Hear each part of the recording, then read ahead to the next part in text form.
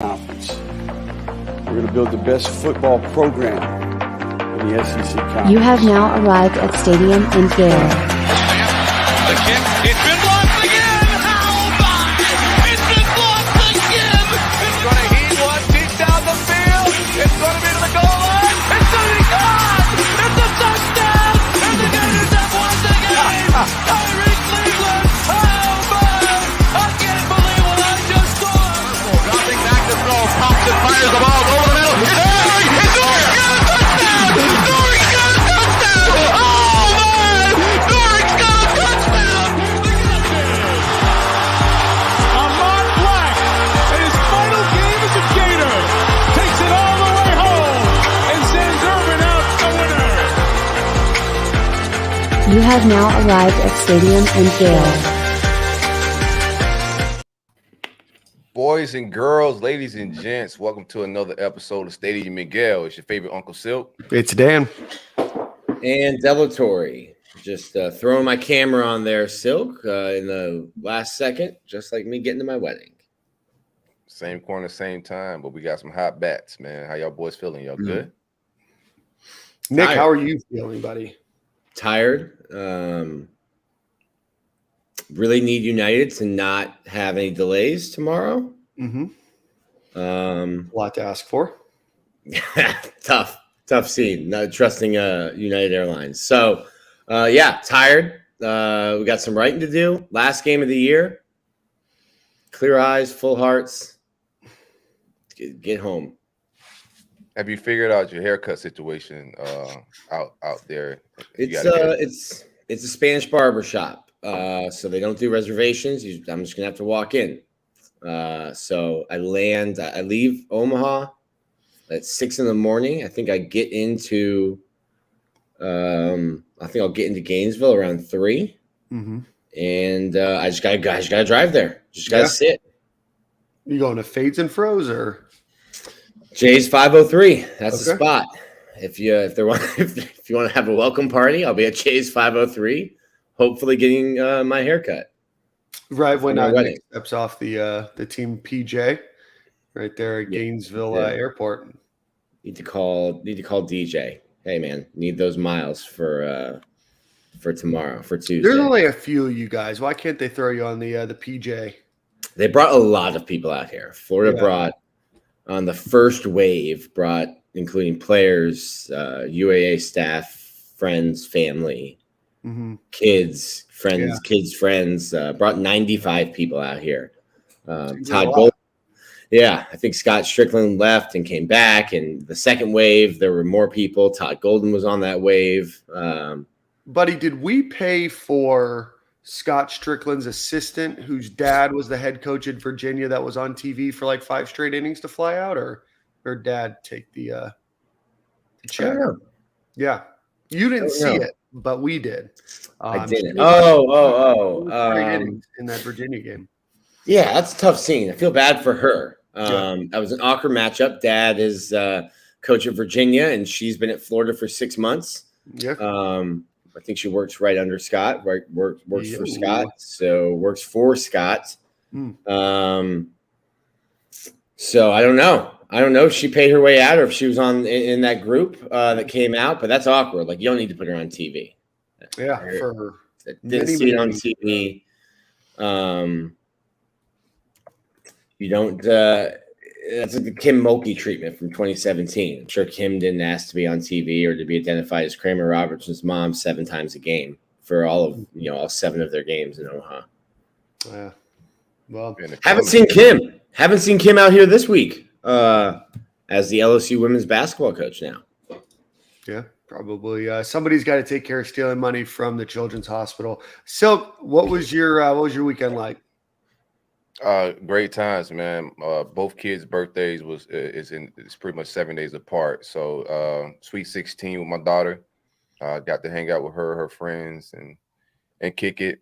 Time's flying by. Kids getting old, man. That means I'm getting older, bro. But enjoyed that, a little family time, and then I had some stuff on the wife's side of the family that kind of happened yesterday, man. So I'm wife's cousin passed away, so it's just like a little roller coaster ride of, emotions, good times, celebrating with family, and then 2 days later, you got to get some other things together as far as arrangements and whatnot. So the little roller coaster ride of emotions, man. Outside of that, man, not bad at all, man. Enjoying myself. Good deal. Good deal. Well, let's get the show started. We're going to talk a little Gators baseball, what's happening out in Omaha. We'll talk a little bit about some transfers that have come in. Then we'll talk a little bit about football recruiting and wrap up there. But as always, we want to give a shout out to our friend Alan Horn, who is the title sponsor of Stadium and Gale from State Farm there in Georgia. But if you're in Florida, Georgia, Tennessee, or Alabama, and you are looking for auto, home, life, renters, or business insurance, give Alan a call. 706-692-2888 or visit him at allenhorninsurance.com. No better time to shop around rates, especially as a former Florida Gator baseball player himself. Go check out allenhorninsurance.com. All right, Nick, since last week, the Gators have won. They've gone, I think, 3-1 since last Monday, or 2-1 since last Monday. So the Gators advance, a couple big wins, ultimately get there by beating TCU. They win all three of their first three games out in Omaha by 1 run. And then they lose to LSU in game 1 on Saturday night in extra innings, 5-4, right? And then yesterday, the Gators absolutely destroyed LSU. The score was 3-1 LSU going into the bottom of the second inning. The Gators rattle off 23 straight runs to win 24-4 yesterday. So, Nick, talk to us a little bit about the last week in Gainesville, or in Omaha, sorry. No idea about Gainesville. Haven't been there in 84 years. Florida by way of going 3-0. That third game against TCU was a roller coaster with Jack Caglione. That first inning, he struck out 3, but he also walked 3 and had 2 wild pitches. So keeping you on the edge of your seat. Florida gets the win by way of winning and going 3-0. They're allowed to rest everybody. While LSU lost game 2 to Wake Forest, they had to play 4 games in 4 days. Their pitching staff is stretched thin. Paul Skeens, who is the best pitcher in the country, had to throw against Wake Forest to get into the final. And now, if you watch the game, you've heard that name before. I was told Paul Skeens was talked about for most of the 24-4. Yeah, every time Florida was rounding the bases yesterday, they highlighted his mustache. Yeah, it's not a bad mustache, Dan. You with it now. Yeah. But shout out to Paul Skeens. I don't know. No. We won't be doing that. He went to the Air Force. Wants to somehow defend our country or serve our country.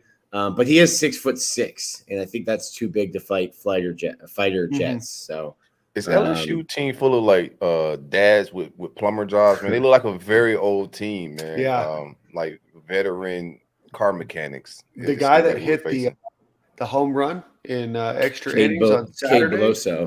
Yeah, he no joke. He looks like a guy that's 40 years old, probably a middle manager at a Goodyear factory. He's a 5th-year senior. It's like I think it's the facial hair. I think Florida Kevin O'Sullivan's a Yankee guy. That doesn't hurt. Kevin O'Sullivan's a Yankee guy, so they are clean shaven. This is probably the longest I've ever seen their hair allowed to be. And then also, if you're winning, you're not going to change things. So I think there's even some stubble on Florida's faces. LSU, they've always just been, hey man, have fun. So you've got some weird facial hair. Also, there's some not to body shame. They've got some bodies on that team. Bad bodies out there, man. Riley Cooper, who came over from Arizona with Jay Johnson, their coach, is the lefty. Does not look like Florida Gator legend Riley Cooper. Looks like 3 of him stacked together next to each other. Yeah, LSU's a little bit of an older team, but not as old as my Twitter mentions were asking. I felt like even though as bad as we played the game one versus LSU, it felt like we had some better plate discipline. We still could have won that.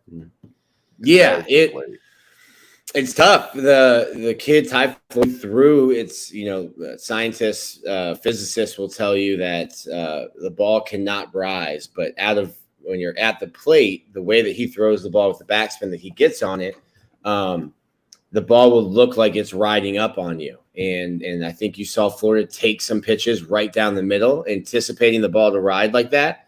And then it's frustrating watching on TV when you're swinging at balls that are here, at your eyes, and then watching them right down the middle. But it's coming in at 97 miles an hour. You're making very, very millisecond quick decisions. So Ty Floyd just had a great game. I mean, broke the record for strikeouts in a game. Sometimes you walk to the park and the pitcher just has it, and you got to tip your cap to him. Florida was a little bit more selective, but it's, I've watched, I think this is game 71. I've watched 70 games this year. That's Florida's an aggressive hitting team. They have big swings. They want to hit extra base hits and hit home runs. People are screaming at me who, God bless you, but just parachuted in, and they're like, why aren't they bunting? It's like, well, they haven't bunted. They haven't bunted all year. You're not going to start doing it now. Florida's team, the hitting philosophy is hit and jog. But it's been a great World Series, and I think in baseball you don't always get. I think a lot of times in basketball you'll get the best team will win. In football, I think we see over and over, especially now with NIL and with the transfer portal, the best teams are winning. In baseball, you can just run into a hot pitcher. Coastal Carolina won a national championship. Like Coastal Carolina's football team, I don't know how big you would have to expand the college football playoffs to have them win a national championship in football. It's probably just not going to happen. I think the three best teams in the country all year long were the last three teams playing in Wake Forest, LSU, and Florida. So we've had a great World Series, some great games, and one more. So the Gators play tonight at 7:00 Eastern time out in Omaha. And then you can go welcome Nick back, win or lose, at the barbershop at 3. Give it 3:30 tomorrow. What a wild come home party, Silk. Doing it at the barbershop. Right now, the Gators are plus 115 underdogs today. So the Tigers, our LSU is minus 145 to win. According to our friends over at Sportsline, the over-under on the game is 9 runs. So you can bet on that should that be something of interest to you. I like the Gators as always, especially to beat LSU. Make sure that all of those Jell-O shots that otherwise aren't going to charity were all in vain. And I hope you enjoy the Bayou. How you feel about before we get off of baseball? How do you feel about Cags? Is he starting this game? It was a little rough. There's a lot of big anxiety. I ran through a lot of my supply watching him start that game. Man, it seemed like erratic pitching at some time. It didn't seem like he was in control. What do you think about that? Florida's the only team in the country that has had 3 pitchers start every single game on the weekend. Now, when they play like Thursday, Friday, Saturday, sometimes they've switched who will pitch first, who will pitch second. But it goes to show you how consistent the weekend pitching has been. So, like I said, you're in game 70, 71 now. You're not going to change that. I think Jack Caglione will have a short leash. Maybe like one of the, not even a leash, maybe like one of those 90s chokers. Things. Yeah. If he gets in trouble, I think Florida will quickly go to Ryan Slater or Cade Fisher out of the bullpen, Red Panda forever, with Cade Fisher, and then Brandon Neely. So Florida did not want to throw Brandon Neely or Cade Fisher yesterday, but they would have. If they needed to go with Brandon Neely, they would have gone with him, in a close, tight game on Sunday night. But the game was neither close nor tight. And Florida was able to throw St. Thomas Aquinas legend Blake Purnell Great coaching by Coral Springs legend Ryan David Kopp. Yep. And Nick Ficarota. Purnell hadn't thrown in a month. Ficarota had thrown just 3 1/3 innings. So you used some guys who hadn't really played a huge role in the tournament. So you're able to get rest for the guys that you want tonight. So Florida comes in with Jack Cagliano's pitching on short rest, really for the first time in his career. So how does that affect him? And then the command with him has been an issue all year long. He's coming off of Tommy John surgery. This is the first full year he's pitched since Tommy John. So I think one of the last things to come back is your command. And he's been working hard on it just to have repeatable mechanics to be able to throw more strikes. But I don't think that you're not going to see Jack out there walking guys for 3 innings. If it becomes clear that he doesn't have it on Monday night, Florida has 3 guys, that they can go 2 innings, 3 innings. You'd like to maybe go tonight. I guess if Jack can throw 6 scoreless, you're not taking him out. But I think he'll have a short leash tonight, and Florida's bullpen's rested. Nick, we do have a question there from Chris Sorley. Appreciate you listening, Chris. Who's pitching tonight for LSU and Florida? I know you just mentioned Cags. Got those 4, yep. Yep. For LSU, I know that there's some discussion. Maybe committee. Paul Skeens is the best pitcher in the country. I don't think that is even up for debate. Maybe Rhett Lauder from Wake Forest, but Paul Skeens, for my money, is the best pitcher in the country. The problem is he has thrown 243 pitches in the last 9 days. Can you use him? Does he want the ball? 100%. He's going to want the ball. He's going to ask for it. As a manager, when a guy who is probably going to be the number 1 overall pick on July 9th, so however many days that is in a week, a little over a week's time. I believe that's 13 days if my math is mathing. He'll probably be the number 1 overall pick. That comes with cash in as high as $9.7 million. And if I'm that person's agent, I'm freaking out. If I'm that person's dad, I'm freaking out. If I'm the manager, I don't know if I can live with myself. If I put this kid out there because I want to win a national championship, he wants to win it, and he blows his arm out. Yeah. Paul's 6'6", 250. He's big and strong. He can probably handle the workload. I think you would have to have him on a pitch count, clearly. What is that pitch count? Is it 20? Is it 30? Is it 40? Someone said 60 the other day, and my eyes kind of a lot of pitches popped open. That's a lot of pitches. And then do you start him and think, hey, we'll just see how long he can go? He's pitching on 3 days rest after throwing 120 pitches.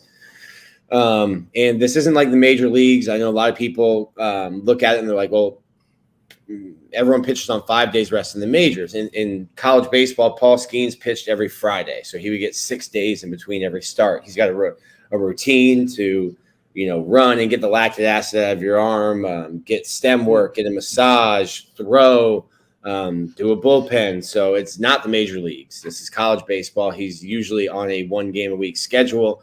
This would be the 3rd game he's pitched in 10 days, and he's thrown 100 plus pitches in the first 2. So to me, I see both sides. It's the last game of the year. You have a chance to win a national championship. He wants to compete. He wants to pitch and play and win a national championship. He has a very long career ahead of him. Yeah. While winning a national championship is cool, he's going to go on and do bigger, better things. Unless he stays dad buys on the team. Yeah. Right? Yeah. Unless he stays. You like to hear, you want him to be selfish. I want him to be selfish. For sure. I watched him pitch the other day. He's an incredible pitcher. Would hate to not see that in the major leagues. Would love just rest tonight. Yeah, he's great. But also, what do you look like? You've never pitched on this short of rest after throwing this many pitches. Are you? I tend to think Paul Skeens will be Paul Skeens anytime he's on the mound. But that's the biggest question. That's $1 million question. Well, Ty Evans up there, Jackson for 2 grand slams in the first inning, then Yeah, You know? talking to some national writers, they said that Jay Johnson has a history of kind of using arms like this. So I will not be surprised A to man see. of no ethics at LSU. It's just things that just I surprise. won't be surprised to see Paul. But then do you save him to close out a game? But if you're not in a situation where you would close out a game, then you don't use him. So I wonder if they would start him and maybe let him throw the first 2-3 innings, see where his pitch count is. But this guy's legit. I think he's got like 219 strikeouts to 21 walks on the year. Yeah. Well, if he does pitch today, I hope the knee pads are the knee pads are brought by the announcers because they will be on their knees the entire game while he's in play. So Just make it sweeter. Nick, Makes the win sweeter when they just hyping LSU like that, man. We just scored like 50 runs and they still talking about LSU and mustaches, man. How historic was both? We're gonna get off of baseball, but I know the game 1 versus LSU was like a historic number of strikeouts, and then we turned around and had a historic a batting night. How significant was both of those nights in baseball world? Okay, we're gonna run long here. Florida yesterday broke the school record for wins in a season with 54. Jack Caglione broke the single season record for RBIs in a year. He broke the NCAA BB core record, which is the BB core is the technology for the bat. They changed the bats to make the bats worse because guys were hitting balls too hard. That's why, I think somebody hit like 57 home runs, or 47 home runs, 57 home runs, something like that is the record. And like the bats they were using were like trampolines. Balls just fly off of them. So that record's never going to be broken. So it's the BB core era with 33 home runs. Let me pull this up, make sure I have all of the records. Florida is, I think, 6 home runs. Was tied for the second most in a College World Series game. LSU hit 8 in 1998, and those were with those hot bats I was talking about. It's the most home runs at the field. What else? I think Wyatt Langford became the 3rd player ever to hit 20 home runs in back-to-back seasons. I thought he ended game 1, bro. I jumped out of my seat and I was like, oh, and then he caught it. If that ball is like an inch or 2 higher, Florida's dogpiling yesterday, and that's baseball. That's baseball. And then that inch or 2 higher probably is if his bat is tilted 1 millimeter differently, gives you 2 more inches in the outfield. I guess, what's the last one? The last one is 24 runs is the most ever scored in a College World Series game. Nice. It was a lot. Yeah, yesterday was a historic game. I heard the ESPN announcers seemed very disappointed about Ty Evans' grand slam. Did they tell you what kind of beard balm Paul uses to get that little twist? No, it was the most anticlimactic home run I've ever heard of my life. LSU's home run in the bottom of the 9th felt a lot like Florida's field goal in the Las Vegas Bowl. Yeah, no, but when the Gators hit I think it was the first home run. I don't think it was the grand slam. Maybe somebody in the chat can help me out. I forgot. But anyways, it was an early on home run in the game. They had 6, so it's hard to forget or hard to remember. Shout out to Ty Evans. Ty had played in three games the last month. He was in a really bad slump. Got replaced in the lineup by Tyler Shelnut. And something that really sticks out to me about this Florida team is just that there's no egos. Like Ty Evans would be starting for a lot of teams and wasn't for the last month. There's guys, Blake Purnell, Nick Ficarota, they would have major roles on other teams. And you can quickly get upset about how you're being used. And you see that all the time across sports, football, basketball, baseball, guys leaving, being upset, becoming a cancer in the locker room. He didn't. Gets a call. It's a pinch hit against Virginia, hits a double, then a home run. Ty Evans has as many home runs in the College World Series as any player ever. He also has as many home runs in the College World Series as he had during the regular season. Wow. he's a gamer, showed up. Shout out to him. Shout out to the whole team. I know a lot of people were getting mad at the top of the lineup for the way that they've played. And that ended. Yeah, a lot of tweets got deleted yesterday. Obviously, you want more and you expect more, and hopefully they continue tonight. But that top of the lineup really came in strong yesterday. But with their absence over the last few games and few weeks, the bottom of the lineup and the middle lineup really stepped up, and the Gators have put themselves obviously in a great spot to hopefully win their third national championship in the month of June. If they can get this one between golf, track and field, and baseball.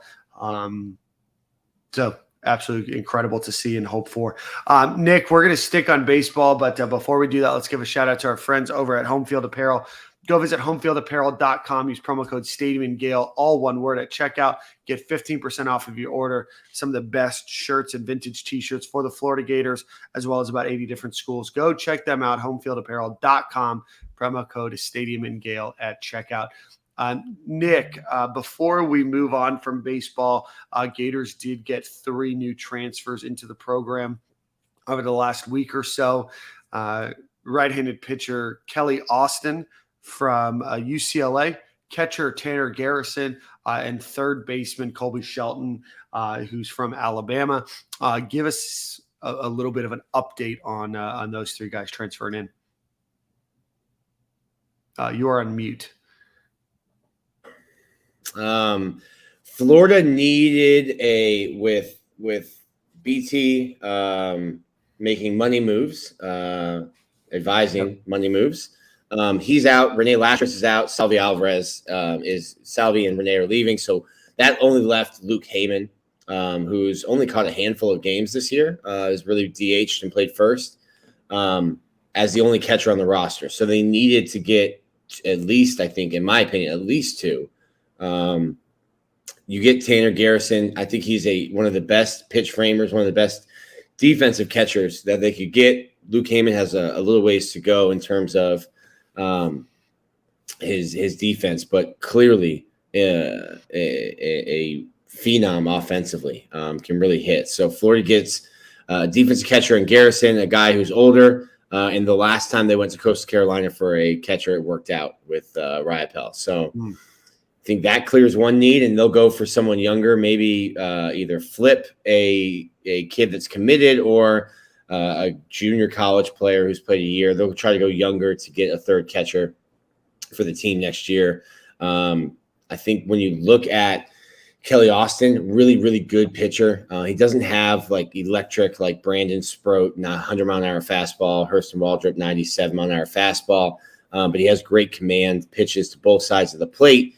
And I think he was a third-team All-American. So he's not a slouch when I say that he doesn't have electric stuff, but he commands the ball and throws strikes. I think they'll use him out of the bullpen. Brandon Neely has been great in the closer role. He was, I thought, was going to be Florida's Sunday starter this year. But I think with the way that Jack has not been able to command, or the way that Jack has been throwing right now, or was throwing in the fall and then in the early spring, you can't have a guy who has the potential to walk 7 batters in a game be the guy you go to in the 8th and 9th innings. You can't walk people at that point of the game. So they asked Brandon, who thought he'd be a starter this year, to take one for the team, go to the back end of the bullpen.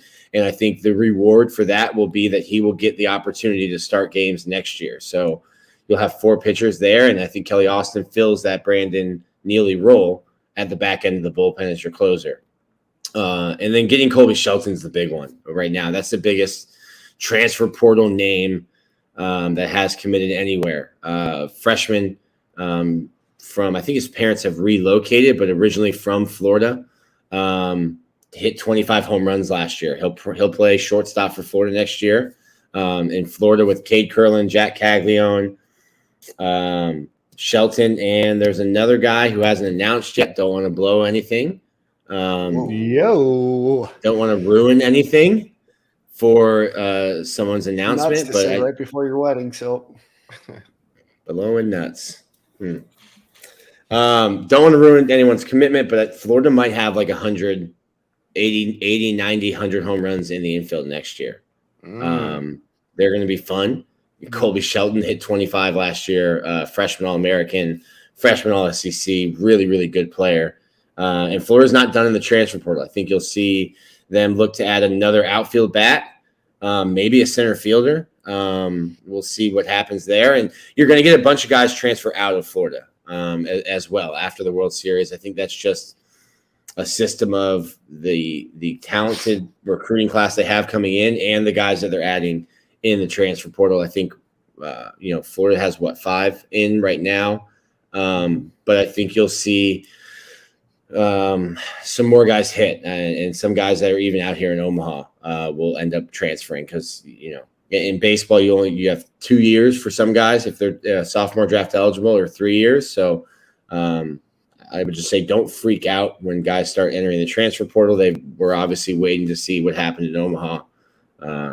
Don't want to hit the portal and not get a national championship ring. I tell you right now, recruiting's thriving in every program: basketball, baseball, football, golf. Whether it's portal, high school recruiting. Every time I turn on the Bird app, I see some good news when it pertains to recruiting at Florida. So the flagship is flagshipping right now. And maybe another big day for the flagship in recruiting. We'll talk a little bit about that here in a minute. We'll see. Silk, we didn't even get pause. There were 24 runs scored yesterday, and not one shout out from you.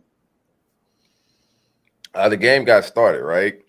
And then I had to do the roll up. So I'm watching, and I'm also was dealing with emergency in the family. So, consoling the wife and all of that. So I had the game on, but I can't be excited about the game. But I was just waiting for the shout out to the runs. Yeah, shout out to the runs. Shout out to the runs. Big runs. Shout out to LSU pitching staff for being a little bit of a laxative for the runs. Had a lot of fiber for breakfast on Sunday. Big laxatives, man. Let's close this thing out, though, man. I'm ready to celebrate. We checked out the baseball team at the top of the year versus the Miami game. Dan's energy in the outfield stands. Poor right fielder. Yeah, man. I would like to credit Dan for igniting this whole run early in the season. I appreciate that. I'll Nick just put me in touch with the jeweler whenever they make rings. I will. It's not Andy. Andy doesn't know a guy. No, Andy is a tailor. I get that, but industry. Andy's a tailor. I feel like Andy is a tailor, but Andy would know a guy that could also. Not sure why you think that, Nick. He's in the wedding world if he's making suits. So I see what Nick's talking about. If I'm making suits, I probably know a ring guy that could hook you up. Maybe. Doing this wedding, everyone knows somebody. You get a photographer. Hey, I know a videographer. The DJ's like, hey, I know this. Hey, I know a caterer. I can get you this. And you're like, what kind of backroom deals are we doing here? Well, gentlemen, let's get on with the show. We got a lot of important things to talk about still. I do want to give a quick shout out to our friends over at the Gatorverse, GATAverse.io. Go support Florida Gators. NIL, athletics, partnerships. There are a few announcements that I want to bring up from them. They are on July the 22nd to be. They are going to have a fun fest related to the TBT team that they have playing in the ESPN event for $1 million. Tickets are going to be $10. We'll share some more information from you. It looks like it's going to go from 3 to 5. They're going to have a fan fest, activities, meet and greet.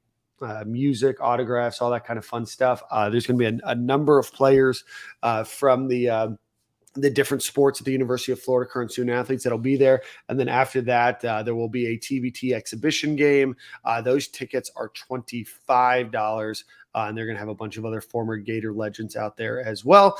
You can buy each ticket for $30. They're available at Gatorverse.io.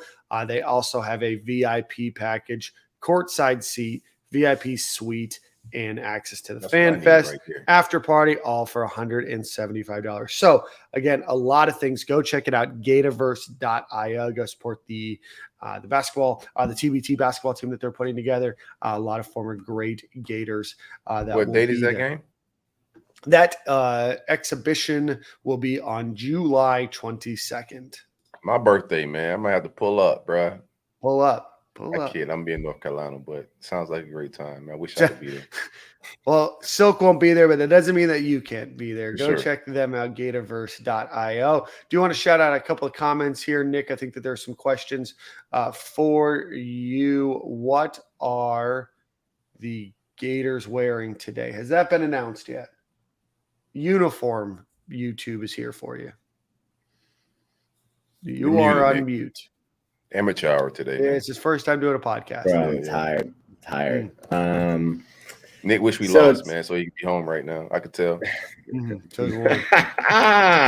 gonna get me killed. I think pitchers usually, the starting pitcher usually dictates what they want to wear. Florida wore the script uniforms on Fridays all year. When Sproat pitched, they always wore blue. When Hurston pitched, he pitched yesterday, they wore blue. To me, I'm not washing the jerseys. I'm wearing blue again. Just tell Jack, hey, buddy, we're pitching in blue today. Hope you like that jersey. But they typically would wear orange jerseys when Jack pitches. They did not bring their gray uniforms here at all, which is why you've seen them in white pants the whole week. So in my opinion, it'll either be blue or orange. They don't have the black jerseys anymore, right? The black jerseys went 0-1 last year, and I haven't seen them since. Very good. I like that culture of letting the pitcher choose the unis. That's dope.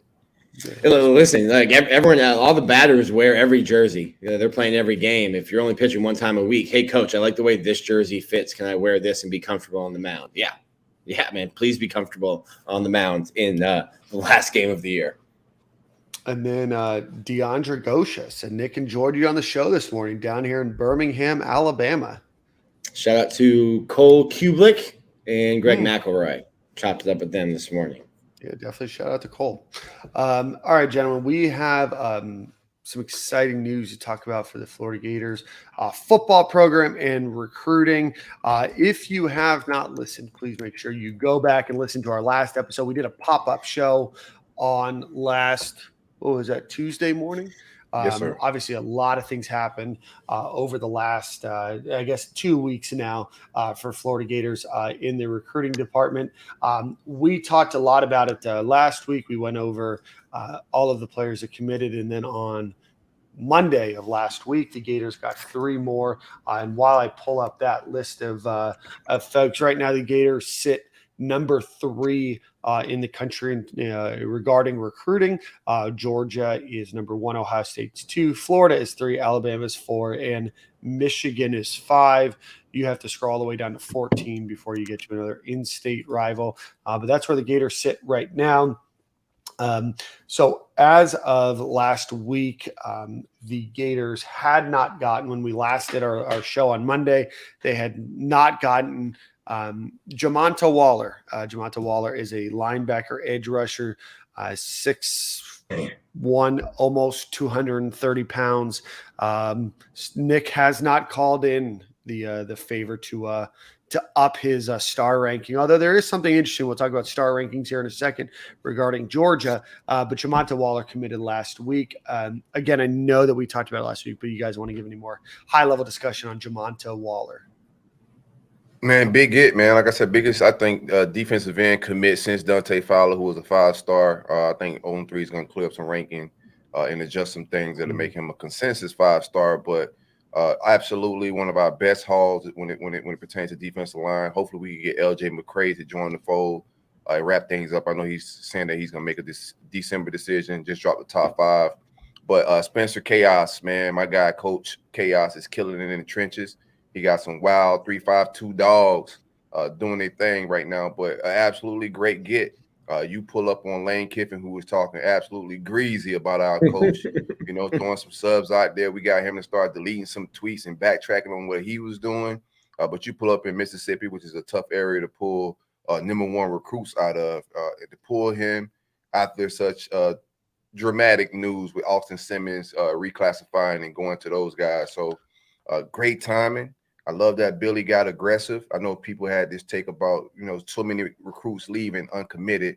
But if you look around the country, we're one of the hottest teams when it pertains to recruiting. And I think Austin Armstrong, while we did recruit defense well last year, I think Austin Armstrong is bringing some different type of closing energy, and we're getting some different closing. He's a lot like Muschamp and Kirby energy wise, and Billy seems a little bit more reserved and calm, and cool, collected, which I like out of a head coach. But energy wise, I think there's a big difference between Armstrong and Patrick Toney, and you're seeing some of that closing on the big time guys this summer.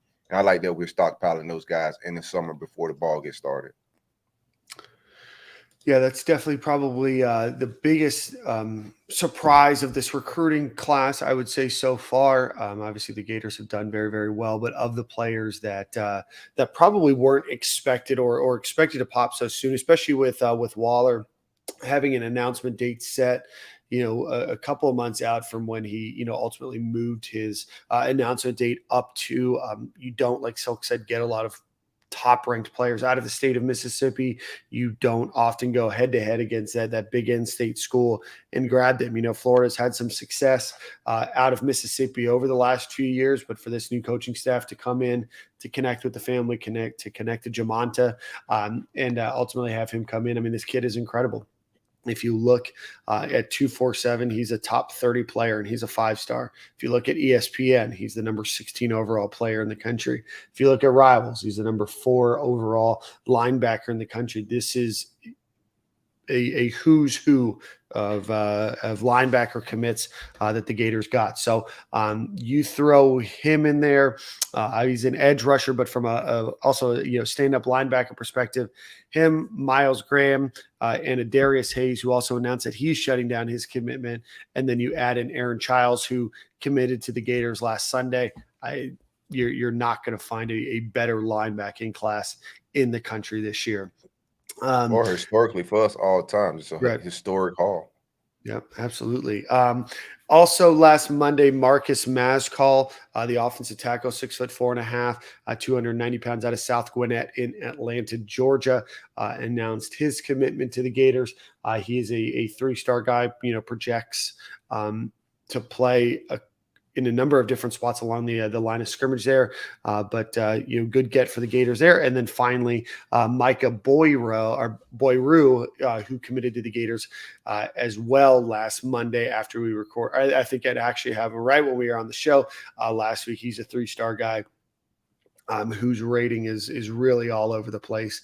Some places rank him as the 25th best often our defensive lineman in the country, and some don't have him ranked at all. So obviously there's a lot of time to tell, but Micah Boyru is going to be, in my opinion, a fantastic player. Georgia heavily wanted him, 6'5", 350-ish pounds. I know that there's some debate about what he does weigh, but moves really well, all things considered. So Gators had another big week and ultimately climbed back up to number 3 in the country in recruiting. Yeah, Boyru is going to be a really good one. I got him penciled in as a 7,500 type talent when it pertains to ranking. When it's all said and done, I think he's going to climb here in a little bit. But you see the offers going down to Bowl Cut, Kirby, and us, and we're able to pull him. But I like the way he worked out at Friday Night Lights this past Friday. Just a very fluid athlete for somebody that big. The way he moves is very encouraging. They're saying he weighed in at 340, but the trenches, man, trench monsters. That's where you win these battles at, man. We're creating depth. We don't really need these kids to come in and play right away because we stockpiled last year, and then we brought in some guys from the portal. So you're just seeing incredible depth. Our defense has been not the same. Even when Mullen was here, it wasn't your University of Florida traditional defense. We're starting to stockpile the linebacker position with not tweeners, but true linebackers, defensive linemen. Like Zach Carter put out a picture and was like, yo, why do these kids look bigger than us and we're in the league right now? So you can see the size difference, even though Zach Carter is a huge guy. Gervon Dexter's a huge guy. And you see these high school kids stand next to him, they're dwarfing them. So the size in the trenches, I don't want to make light of it at all. They're actually absolutely in their bag right now and they're cooking. Yeah, no, absolutely. Silk brought up a few good points there. Do want to talk a little bit about today's announcement as well. There is an announcement from Jure Hawkins, wide receiver out of IMG Academy, 5'9", 165 pounds, 4-star, is ranked somewhere, depending on where you look, somewhere around the 200th ish player, north, south of that, in the country, originally from West Virginia, was deciding between Florida and Penn State. He was originally going to announce his commitment on July 1st, but moved that to today at, I believe, 12:30. So be on the lookout for that. But Silk, Nick, what do you guys feel pretty confident about Hawkins committing to the Gators? I feel It's a good. Go ahead, Nick. Steal line from Billy Napier. Verified speed. Big verified speed. 10-3, 100-meter. Cooking. Incredibly fast, for sure. His original commitment day, I think, was the 26th, and he pushed it back to the 1st, then brought it back to the 26th after Penn State's visit. Yeah, Silk, you had a take about where he fits in speed-wise, matching up with the Gators' last haul. Do you want to expound on that a little bit about the freshman that just got on the campus? Just top end speed, it's going to be incredible. I know we talk about the historic races of Chris Rainey and Demps and all those guys in the past, but you get into world class speed with Aiden Mazzell, Eugene Wilson. Those guys can straight out fly. And then you bring in a guy like Jeray Hawkins, who's another guy that's, top end speed, one of the fastest kids in the country. So I would like to see a foot race between the two. But, you're looking at the slot position. I also had to take too. I know we were after Tawaski Abrams, the Florida State slot commit, and he's another speedster at the slot position. But I'm cool with slot at this point. Looking at the depth chart, you got Eugene Wilson last cycle. If you get Jeray Hawkins this cycle, which we feel good on, I'd rather just get another outside guy. I like Harley Gilmore a lot, the kid that reclassified, or maybe some other options. But I think I'm cool with slot as is, in my opinion. Or you could just hold off Abrams until signing day, I would say. But I would try to get more outside receivers, guys that are over 6 foot. I don't want two receivers under 5'10" in the same recruiting class right now with where our depth chart is set up. That's just my opinion. But top end speed, being able to separate, that makes the quarterback job a lot easier. That way, we're gonna have some weapons to throw to for sure. Yeah, no, Jeray Hawkins, like Silk said, Nick said, obviously a speedster, a shorter guy, but you do need to round out that room from just a talent perspective and a speed perspective, and what different players can do and different tools, right? I know, when Billy Gonzalez was here for the second time, the time that he was here under Dan Mullen, a lot of people were just kind of complaining that all of the wide receivers were tall and a little bit slower. Definitely possession wide receivers in Florida has really gone out of their way over the last, few, what are we at now, right? 18 months, 19 months under Billy Napier now to really try to round out those rooms with verified speed. Like Nick said, bring different tools and different skill sets to the table rather than them all being, carbon copy, cookie cutter printouts of each other. So be on the lookout for that. Again, that commitment is today on, I believe I'm sorry. No, I was just talking to the people. Big fire, man. Y'all have y'all. You get your emojis ready. Get your memes ready. And get your champagne ready. Yeah, it's our timeline. Y'all just own it all summer. We're going to go ahead and do what we do. Everybody been talking greasy. Everybody just been waiting on any moment to dog the University of Florida. So, man, y'all enjoy it. Everybody that's been crying and complaining, this is your time to shine, man. Yeah. You know what? You know what this is, Silk? This is just the big dogs barking. Yeah. Somebody's got to do it. A lot of hype. Yeah. We don't have to hype. We just celebrating the results. We don't have to make dog gifs and hype up imaginary scenarios of our coaching staff actually recruiting well. The results are coming in, so just let the tweets fly and enjoy the vibes. Never too high, never too low though. It's never bad as it seems, and it's never good as it seems. Just vibe out. Yeah, absolutely. Let's see. I do like Isaiah Williams, and he could absolutely fly as well. Him being injured, I see somebody shout to CJ Dorsey in the comments here. Isaiah Williams is an absolute gem. His ranking is going to go up even higher this year, but he was out injured last year, so that's hindering some things. But I'm hearing great things from him in the camp circuit, and when he's fully back from injury, I would like to see what his 100-meter time looked like as well. Yeah, no, I am. I'm excited to see what what he's able to do, post injury and everything else. Obviously, there's a ton that Florida is excited about for him. They took his commitment. It's a guy that probably is a little bit under the radar when it comes to recruiting services and everything else, but had a lot of exciting, game film before that, and hopefully comes back from his injury. And Silk, I know that you've mentioned a few names. I know Florida's going to continue to recruit, the big wide receiver names around the country. But when you look at, Florida's class right now, it's starting, the defense looks really strong. You probably want a few more pieces on that defensive side of the ball, especially the defensive back room. And then if you look at, offense right now, you have your quarterback. You probably are going to want one more running back. You probably are going to need at least one more probably wide receiver. And then, a couple guys on the offensive line. But, right now the class is looking incredible. Absolutely. Old vibes.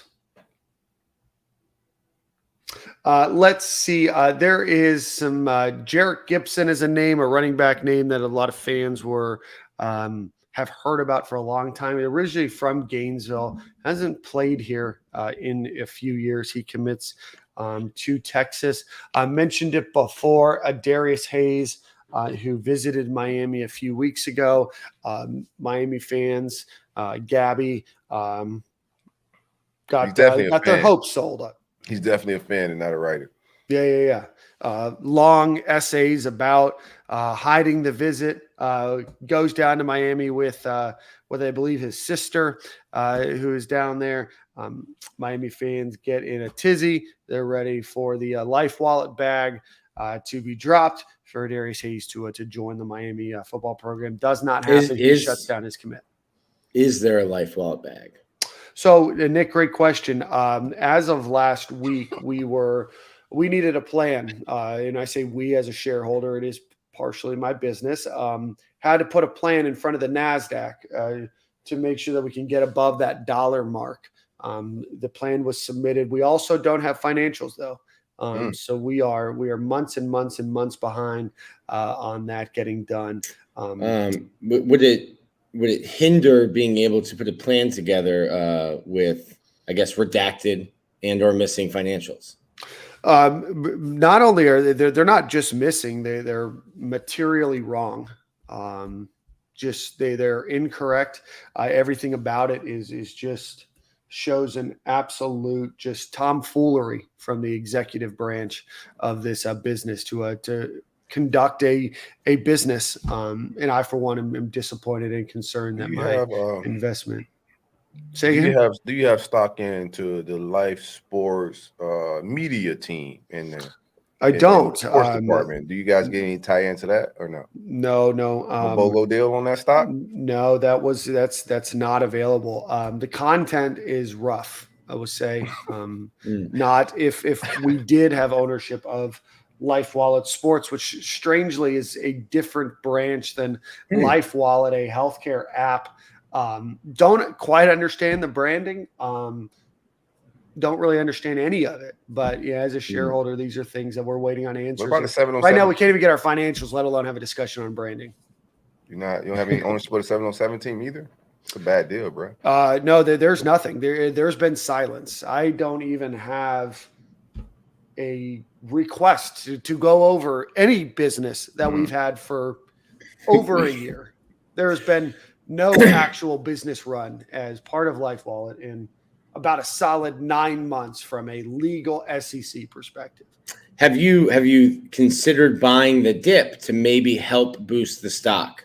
Essentially doubling down on the company that you have invested heavily. No, because I don't think, Nick, there's a chance that it will go back up. So that's the thing about buying a dip is that you expect it to go up. We are on a fast track to delisting.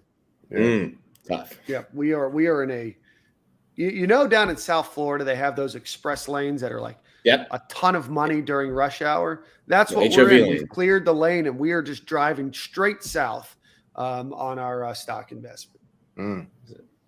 It's like watching Jeray Hawkins run and how quickly can we get to zero. Speed kills. But thankfully that your company's struggling because we don't have any battles with recruits like we did last year. So It We is a definitely cross appreciate that that. I've had to bear. Yeah. It is Well, Dan, what I do and how I care about our program. There was a lot of discussion last year that I was tanking Florida's recruiting class, and it was my fault.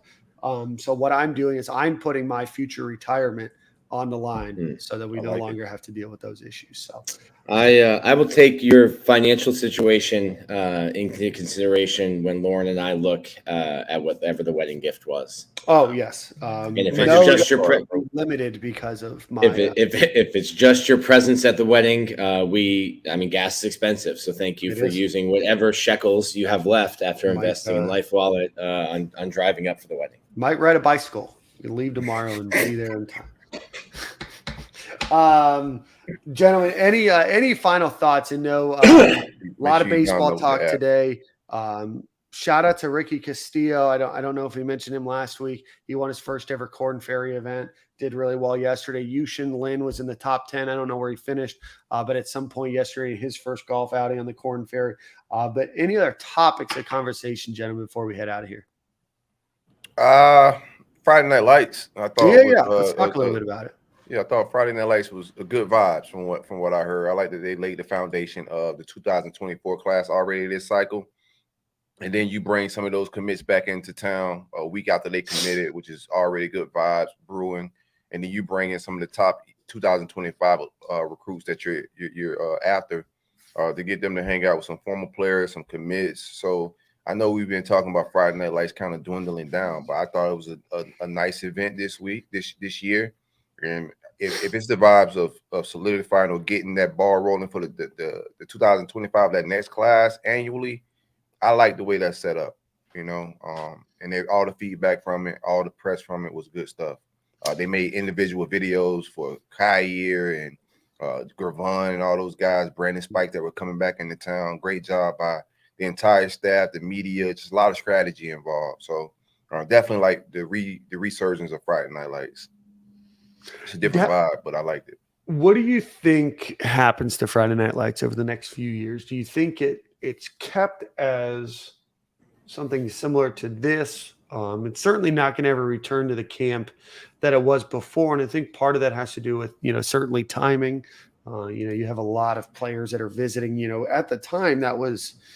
Well, recruiting's just changed so much. Right. The calendar's changed a ton too. Yeah. You can't have an exclusive invite only camp. It's against NCAA rules. I think, you can print very smallly on the bottom of anything, hey, by the way, if you bring $50, you can also camp.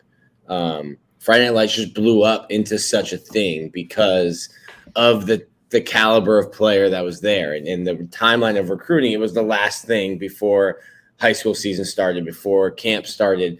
So no one was really doing anything. I think Urban saw a gap in the market and invested better than Dan did in, hey, let's make this huge event. And it's just changed over the years. Other people do it.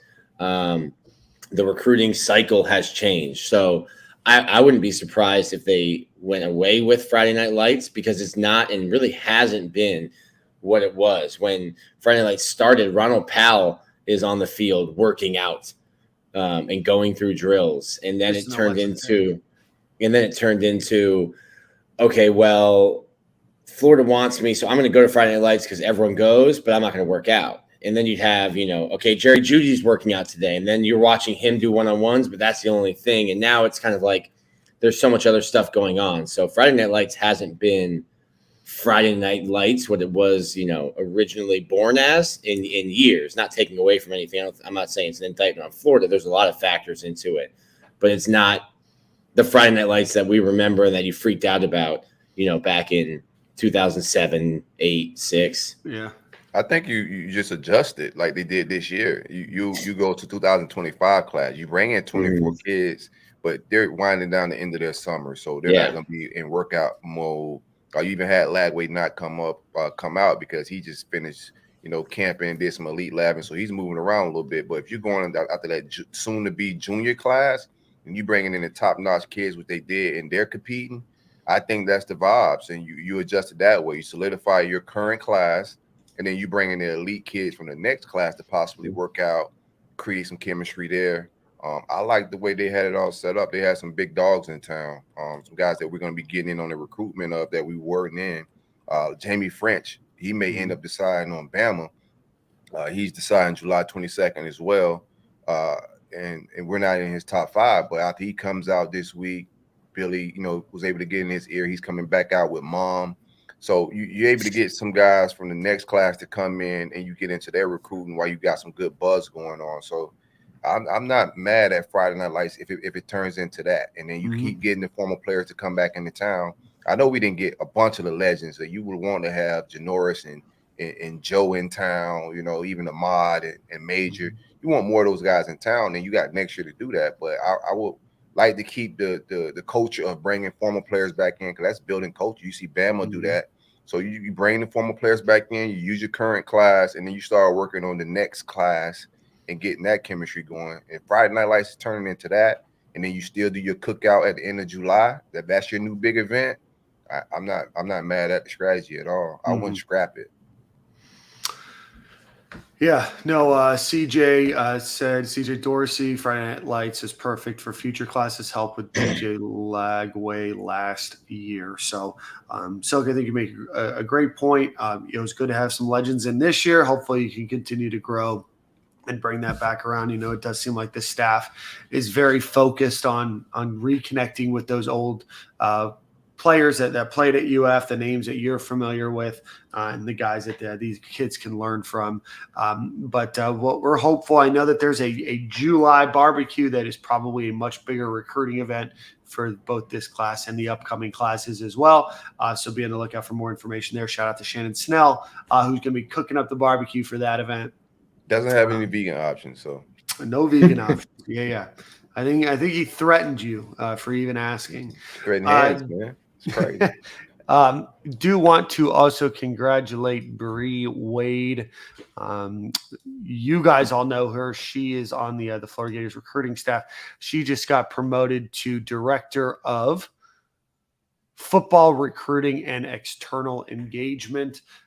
So that is a congratulations are in order for her.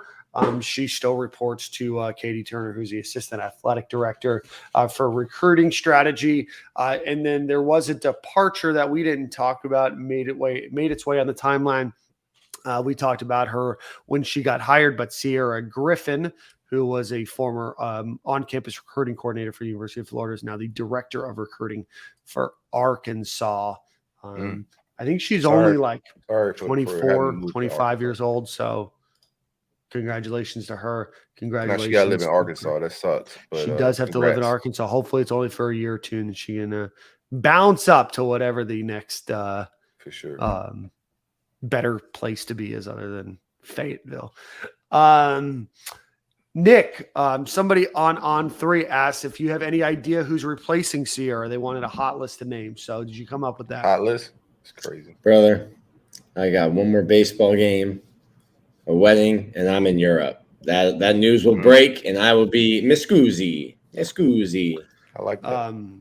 Silk, you have a couple people in the chat asking when your Twitter release date is. Oh, man, I'm working on that, man. I appreciate all the love. Free Silk, man. Y'all get that trending. Y'all harass Twitter support, tell them to let me free. But I got my man Ben Chase working on it. I got some partners out in Cali trying to get me free. But we working on a release date for my old Twitter account. But if you want to follow me, I'm using Silk's Burner. I think that's the tag or the @ that I'm using right now. To stay under the radar, because if you make new accounts, they get you out of there for that as well. So I'm using an old account. If y'all want to check me out on there, I'm definitely kicking some Gator game. Let's talk some real quick. I do want to talk to DB board because I think it's super interesting. I had a lot of people hitting me up in my DMs about Jameer Gramsley came back on campus after all the big commits happened. He's a kid out of Tampa, Florida. Family big Gator fans. Bama seems to be the team that was trending for him. We got him back on campus randomly for an unofficial visit, and he kind of put us in his top 3, 4, 5, or whatever that may be. I'm just interested to see how it all plays out. Jamari Howard seems like a kid that's going to wait to the very end. I know we have him high on our board. Wardell Mack has been on campus several times. He's planning on coming back for the barbecue. I would absolutely take Wardell Mack. I know regardless of the ranking, that Corey Raymond may not have him as high as even Teddy Foster. But right now, I think that's our DB board. I think it's Teddy Foster, Wardell Mack, Jamari Howard, Grimsley. You had Kevin Levy, the kid from the 561 here. He hasn't worked out for the staff. Neither did Jet Denson, so they don't have committable offers. So right now, I think that's our DB board. Is those 4 guys. If it's up to me, I would take my 3 and kind of vibe because Jamari Howard was giving me weird vibes right now. Yeah, no, Soga, I think you hit the nail on the head. And I know LSU strangely lost a couple defensive back commits over the last couple of days there. But Soak, you mentioned Jamari Howard. That's a guy that I'm a little surprised, with the way that he was visiting Florida. And then when he did decommit, that he did not commit to another school. I know FSU's entered the picture for him as well. Zay Mincy as well. I'm sorry. Yeah, I missed Zay Mincy. Yep. Zay Mincy. Those are probably the biggest names that I would probably pencil in. I would say I'm intrigued about why Jamari Howard has not committed anywhere yet. So what? He's shopping a little bit. He was back at Michigan State, even though he did committed. He was just back there this past weekend. But I think he's playing the game, the NIL game. So it's a traditional South Florida recruiting with him. Yeah, so I feel probably less confident about him now than I did before. Wardell Mack is a guy that I know he's ranked highly. We've heard some conflicting reports about where he sits on Florida's board as a whole. I know we mentioned Kai Bates before, the guy out of Edgewater in Orlando. Don't know. He hasn't been around UF, as much as you would expect, if you're getting towards where we're at in the year from a recruiting cycle. Teddy Foster, I know, is a guy that Florida is very high on. He's a guy that's only been playing football for a few years now. I know that he really liked Florida. I know that he's really starting to get hit up by a lot of different schools now. He wants to see that process out. So while I think that Florida still sits in the driver's seat for him, and I would not be surprised if he's not committed to Florida by the end of July. That's a name that I think that he's going to shop his name around, right? He didn't get the treatment that some of these other guys got. And then Zay Mincy, a guy that's shopping around to a number of the Florida schools. I think that Florida probably sits in the best spot for him, out of those schools, but again, a name to look out for. I'm just trying to look through some of these other names here. Amari Sanders from Gulliver Prep at one point, was kind of connected to Florida. Looks like he might be turning to Nebraska right now.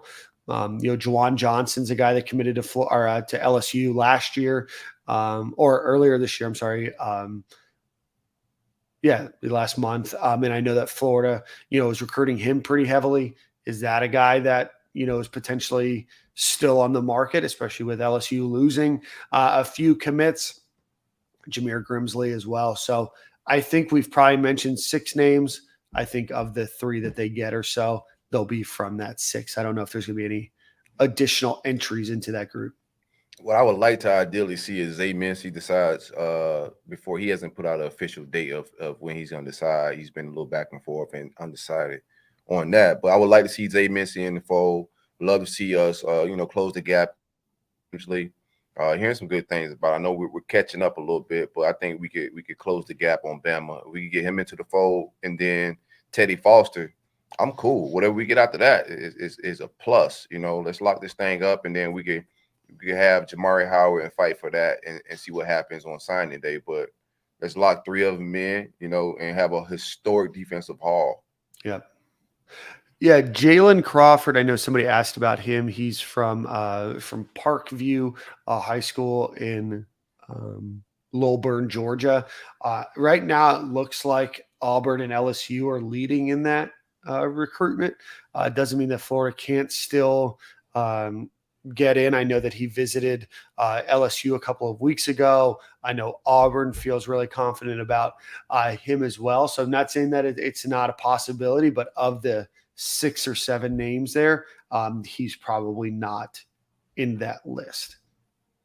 And they're just looking out for running back as well. I know we lost Chauncey Bowens. Want to see that get an RB2.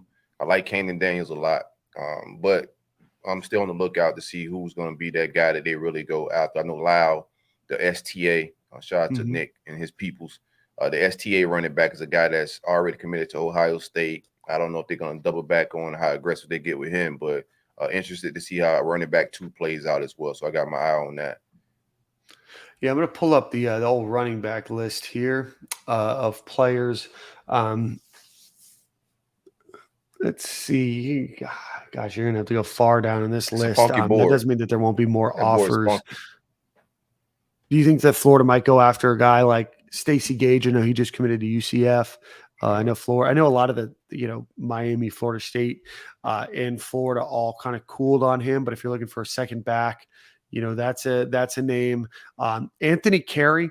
He's a guy that he did the traditional. I'm too good for the big three. I'm going to go out of state. He just committed to Michigan State the other day.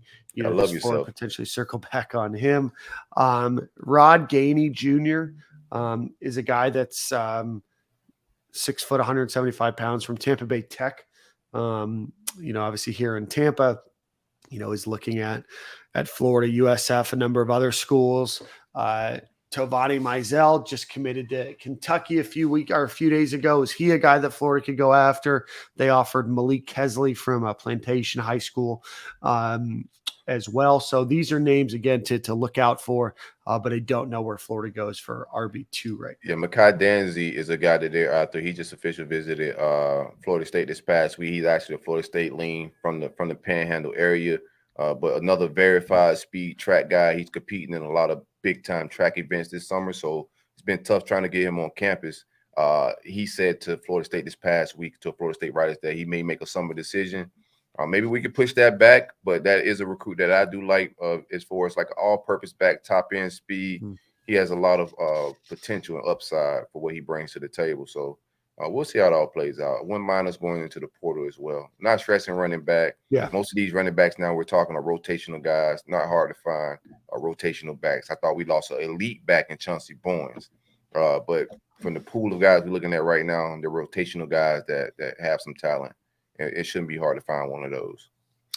And then a lot of questions here, Silk, about Jordan Ross. Jordan Ross, a 5-star edge, 6'4.5", 215 pounds, ranked anywhere between the 26th or between the 12th best player on 247 Sports. Rivals has him as the 89th best player in the country from Birmingham, Alabama. Florida, Tennessee, and Georgia, all recruiting him very heavy. Have you heard much about Jordan Ross, a guy that we've talked a little bit about in name, but haven't really dove into his recruitment here on the show yet? I've heard some good things about Jordan Ross and where we stand in his recruiting, but all of this is also business. So I want to see what our NIL resources look like after getting a guy like Jamonte Waller in the fold. I don't know if our resources at that position. We absolutely need him. Edge rushing is down. He's not a luxury. I think we do need him in his class. I hope we find a way to close out. I like where we're at in his recruiting. I think we lead from what I'm hearing, but it's going to come down to some other things that are outside of just plain recruiting. Hopefully we could close, man, because we absolutely need rotational guys at weak side defensive end. We're lacking in edge rushers, man. I think it's one of our biggest holes on the roster at this point when you're looking at roster management. So, be on the lookout for him. See how it all plays out. I'm still a little confused on when he's going to decide. I heard some people say he may take it all the way to signing day. And I also heard that it could be a surprise right before the season. Heard the same thing about LJ McCray. Even though he dropped the top 5, there's some people that think he may pop before the season. We'll see how it all plays out, man. Yeah, in getting a guy like Jordan Ross, adding him with Waller and Hayes and Lagway and Graham, all already 5 stars or very high fringe 5 stars. That's what we've said on this show that you need to do to be able to compete. Obviously, Florida, needs a lot of talent infused, but what's Georgia, what's Alabama? What are those programs doing? They're bringing in 3, 4, 5 plus 5 stars every year, and you add Jordan Ross, that puts Florida at 4, right? Or at least 3, depending on where you look. And that's what Florida needs to continue to do, to put those building blocks in place so that you're competing at that level. Because it's not just as good. It's not good to just finish in the top 10, because that can put you at number 7 in the SEC. You really have to bring in those elite game-changing players. And a guy like Jordan Ross is that. Darius Hayes is that. DJ Lagway is that. Jamonta Waller is that, right? Absolutely. I also feel real good about Chance Robinson. I know he visited Miami this weekend. He told them everything they needed to hear for him to get out of there without being held as a hostage. You know, we don't want no hostage situations with the kids, but I like our chances on Chance Robinson. We'll see how it all plays out. Billy going to do his thing when it comes to recruiting receivers. I know people hit the panic button earlier this year when my man out of Tampa committed to LSU Moore. Yeah, TJ Moore committed to Clemson. And then everybody hit the panic button about what the board's like. But as you see, even with my man French, the kid that's going to be deciding, the 2025 kid, they speak highly of Billy's track record with receivers, even when he was at Alabama.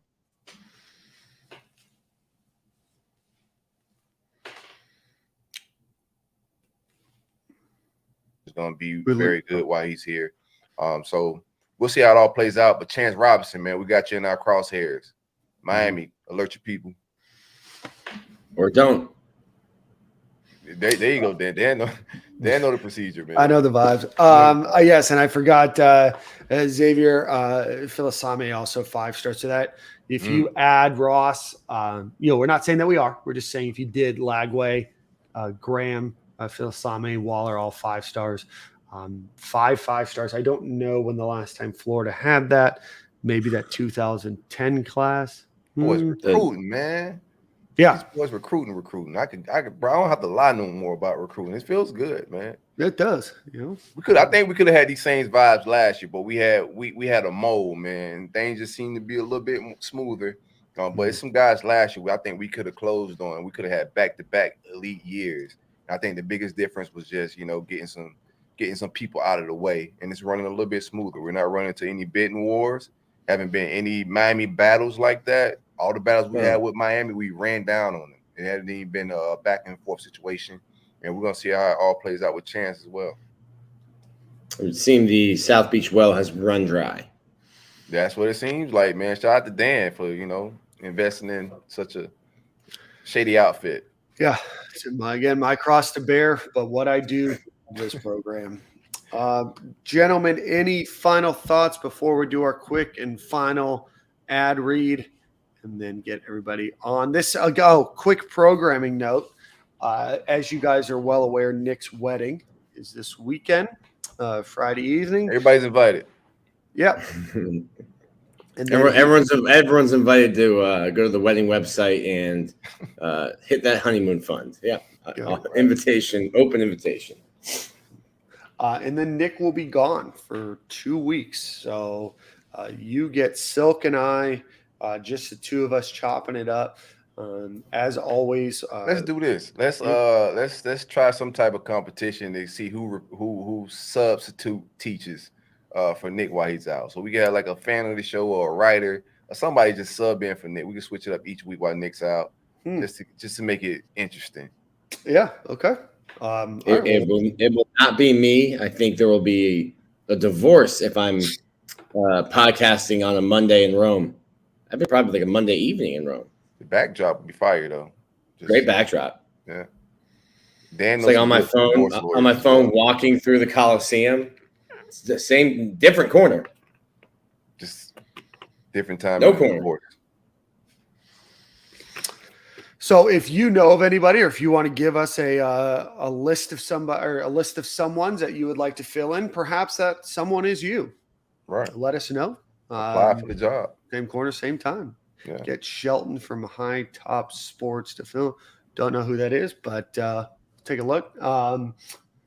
But yeah, so let us know. Nick, congratulations. Happy honeymoon. Happy wedding.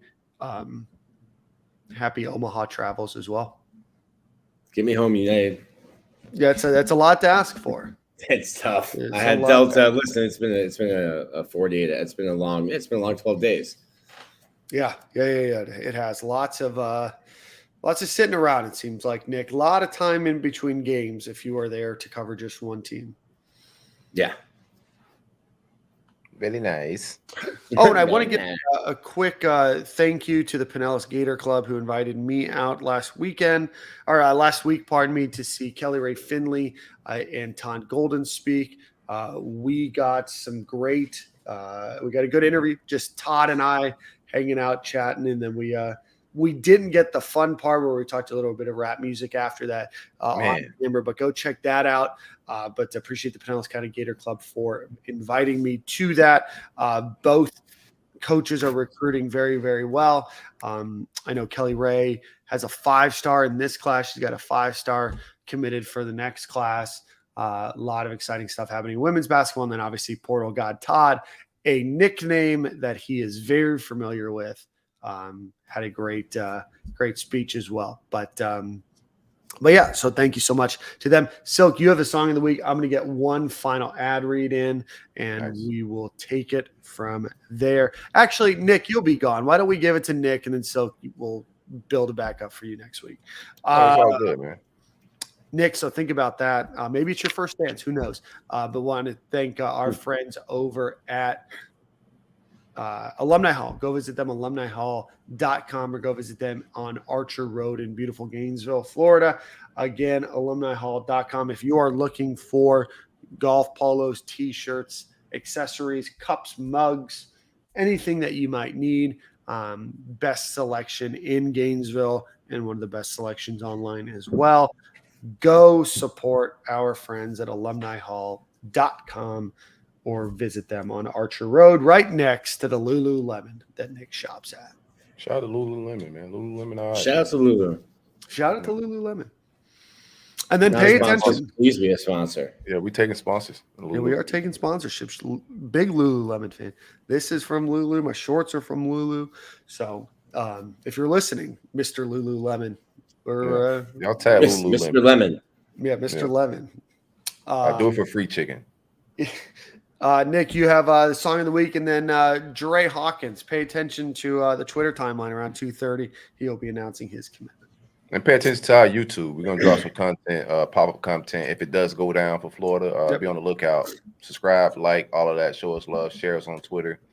All the vibes, man. We appreciate y'all for hanging out with us live. If you're here live, if you're not listening, if you're listening to recorded, if you own real quick, then if you're on Spotify, if you're on Apple and you're listening to us and you don't watch visuals, just go make a YouTube account.